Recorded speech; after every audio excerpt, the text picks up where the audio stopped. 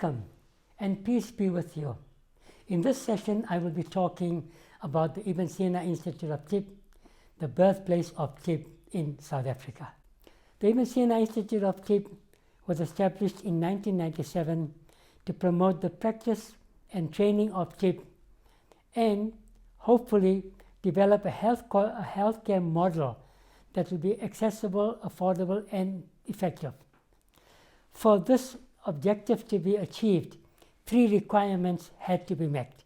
Firstly, although with my daughter's illness, I learned quite a bit about Tibb, or just enough about Tibb, but to make sure that Tibb is going to be a sound profession in South Africa, the first requirement was to ensure that we get academic support with all the information of this philosophy, in terms of its history, in terms of everything linked onto the philosophy, and more particularly for the training and education of the philosophy.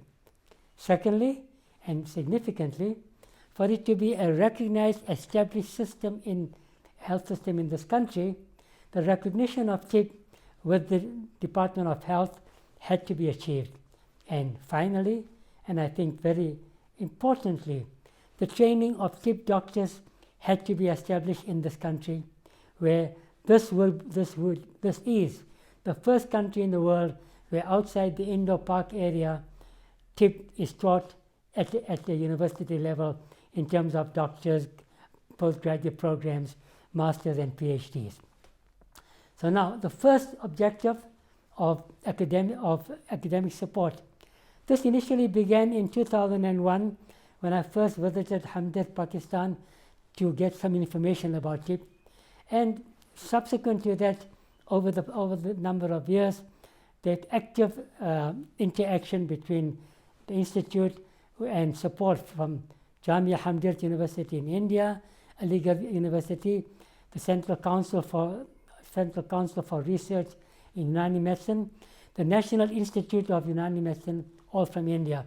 So over the years, with the development of training material, etc., there has been a lot of interaction with experts from all over, from the Indian subcontinent, obtaining information, reviewing training, etc., etc.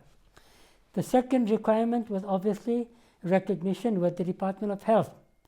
This was achieved in 2001, where the Unani Tibb profession was officially included into the disciplines controlled by the Allied Health Professional Council of South Africa. This council regulates the training and practice of Tibb doctors in South Africa, and obviously for any Tibb doctor to practice in South Africa, they have to be registered with the Allied Health Professional Council. Secondly, also and importantly, to ensure that the doctors in South Africa have access to Unani Tibb or Tibb medication. The approval of Unani Tibb as a discipline of complementary medication was achieved in 2002 with the Medicines Control Council of South Africa. This council obviously controls all the medication available under the different allied professions such as homeopathy, naturopathy, Chinese, Ayurveda, etc. And third criteria that had to be achieved was the training of Unani Tibb doctors. And with the support of Hamdard, Pakistan, Jamia Hamdard, and Aligarh University, the initial curriculum was developed between the years 2000 and 2002, and in 2003, the establishment of the training at the University of the Western Cape's School of Natural Medicine at both an undergraduate 5-year program and a 1-year postgraduate program was initiated. I was obviously actively involved in the establishment of the training. What was also very beneficial for me was that the curriculum for the postgraduate program, which was a 1-year program, commenced in 2003. This provided the opportunity for me for my PhD research, African Renaissance in Health Education, developing an integrative program of United Tibb training for healthcare professionals in Southern Africa. So this, having met this overall three main objectives. Now, what was the vision and mission of the Institute? The vision of the Institute was to participate in the promotion of healthcare provision locally and internationally through quality, cost-effective, integrative medicine. The mission, in line with its vision, the Institute is committed to, firstly, facilitate the training and development of Tibb practitioners. Secondly, introducing the Tibb philosophical principles to healthcare professionals wishing to integrate Tibb into their current practice. Thirdly, integrating the Tibb principles in primary healthcare clinics and at consumer level, with emphasis of the role of lifestyle in health promotion and illness management.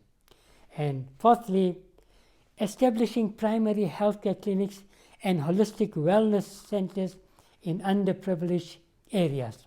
I'm pleased to mention that over the past more than 20 years, the Institute has worked tirelessly to establish this comprehensive, holistic system of medicine, of the founders of medicine, Hippocrates, Galen, and Ibn Sina. And we are hopeful that this will be a sustainable and efficacy-driven model that will meet the health needs of the 21st century. The introduction of Tibb in this integrative model will, both locally and globally, I have no doubt, will address the problems facing healthcare today. I'm hopeful and pray to God that this will become the medicine of the future. Thank you.